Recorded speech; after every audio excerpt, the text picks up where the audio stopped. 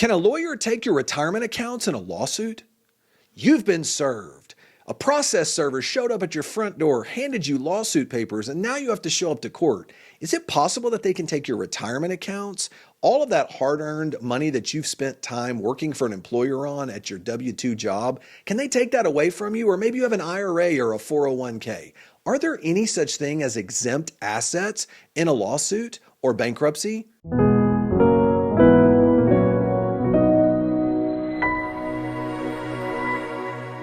In short, yes, there are. And we're going to cover those exactly today as the subject of this YouTube video.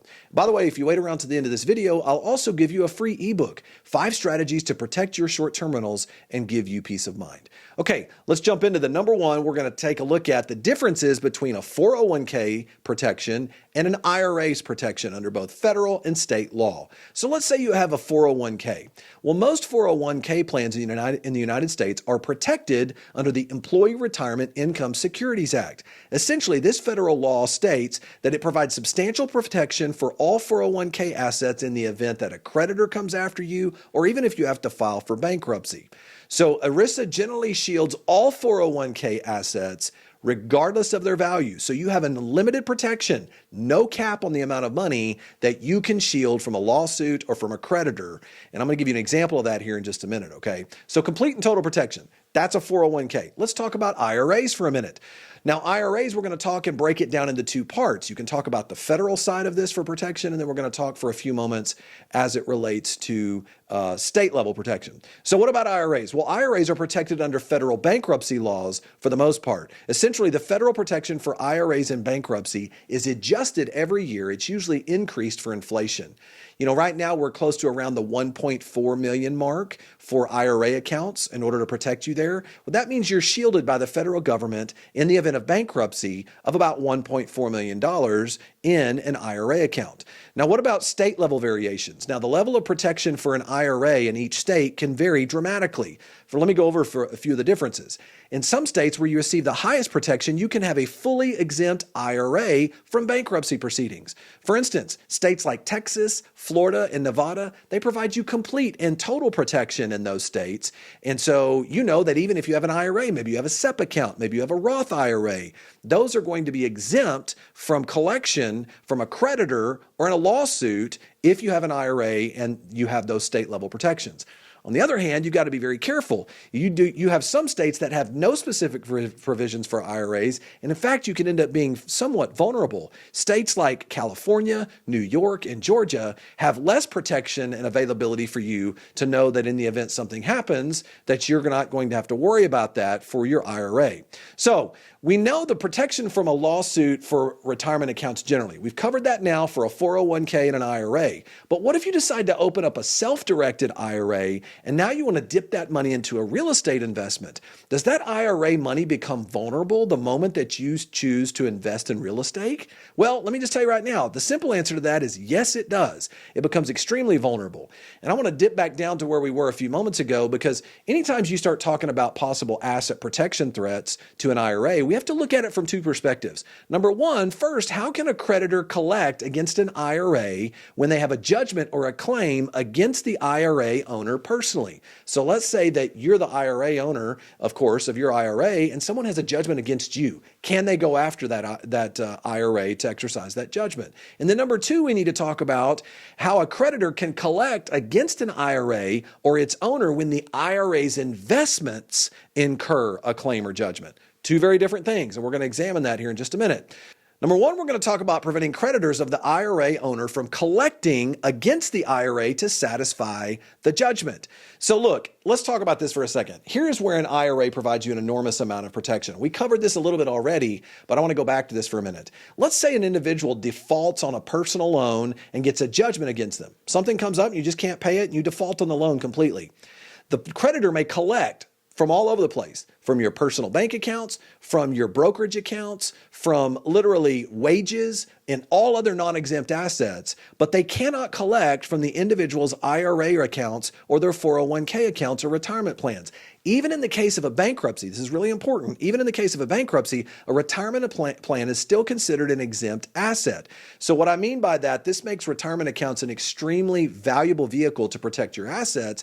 However, understand that's if a judgment is brought against you personally. But now let's cover the second issue. What if you have a situation where an IRA, can it also be protected from claims arising out of investments and activities within the IRA?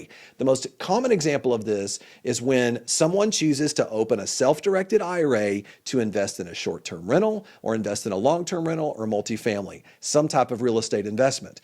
So here's the problem. Self-directed IRA accounts can create liabilities for the IRA and maybe liabilities for the IRA owner as well. So one of the examples is, let's say you have a self-directed IRA and you own a rental property and the tenant slips and falls, or there's some type of swimming pool accident or something serious happens there.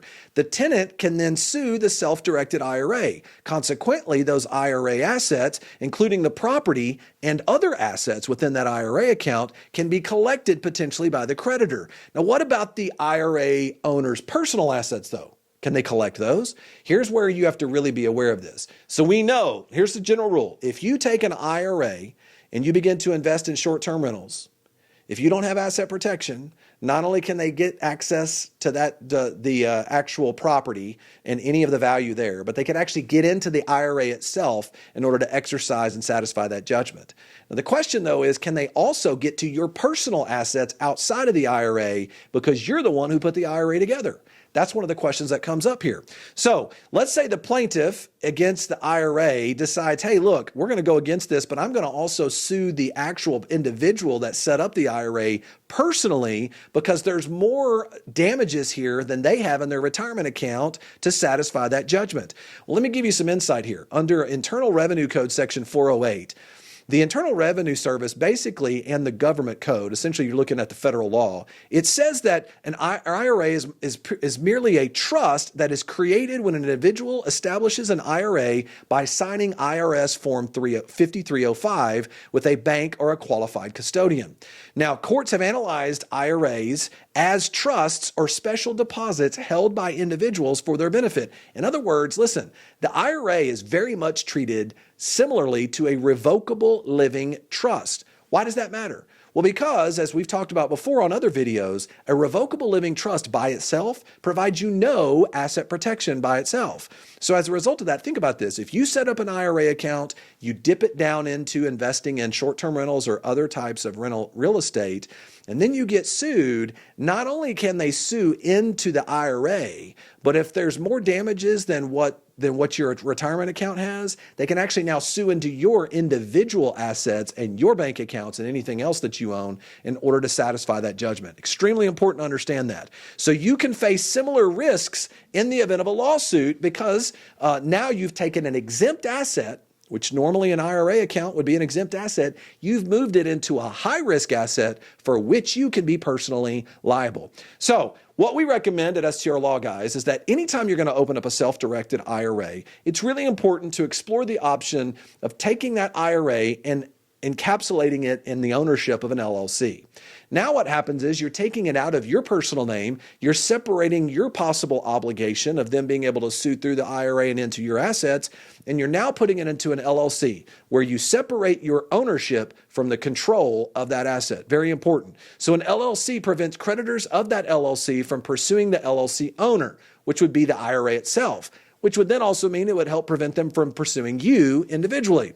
So what do we look at here? Instead of the IRA directly owning a rental property, because this is how most people set it up, they'll just take a self-directed IRA and the IRA owns the rental property. We don't want to do that now. What we'd rather do is we'd have it owned by the LLC. The IRA purchases it, but that IRA is actually held within that LLC. And now the LLC is the one that does all the leasing out to the tenant, whether it's the short-term rental lease, whether it's a long-term rental, you name it, whatever it is, whatever high-risk rental activity that's going on, it's all going to be done now through the name of the LLC. That now provides you individual protection, and it also protects your IRA from a potential lawsuit. Really important that you do this so that you protect your retirement accounts when you choose to put them in real estate.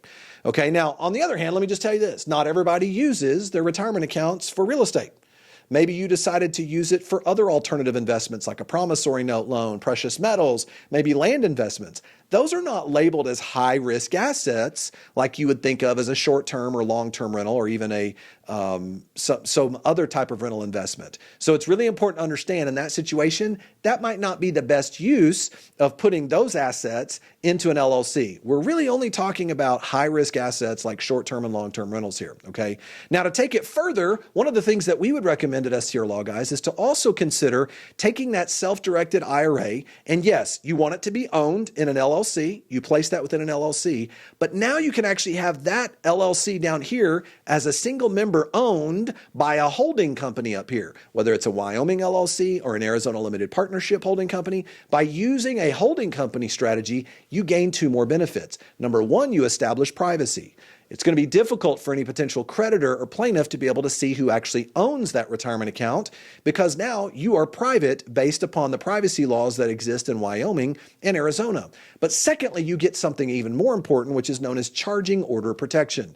Charging order protection essentially allows you that even if you get sued and you lose the lawsuit, that creditor or plaintiff cannot make you sell that property in order to pay and satisfy that judgment. In other words, you can keep renting out the property, you can keep paying your mortgage, you can even pay you can potentially pay yourself a management fee for what you do on it. You cannot take a distribution, but there is so much flexibility that you have. And why does this matter? Look, having been a previous plaintiff's attorney who's brought these types of lawsuits, it's important to understand how this works. Essentially, you are disincentivizing that attorney from wanting to sue through the LLC. You're creating an incentive now for them to go down to that insurance to seek an insurance settlement because they know even if they win, they kind of sort of lose. They cannot make you sell the property in order to satisfy that judgment. So these are just a few of the examples here. And I guess my point is to learn more about this strategy, check out this video where I discuss how to persuade a lawyer not to sue your rental property.